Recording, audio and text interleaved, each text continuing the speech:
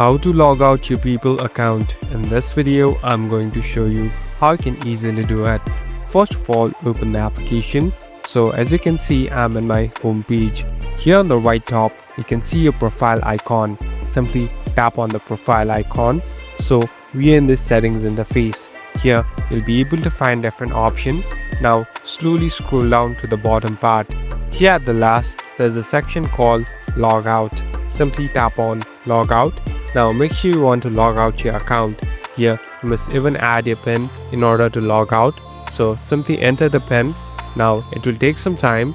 So let's wait for some time and you're all set to go. So your account has been logged out and you can easily log in back too.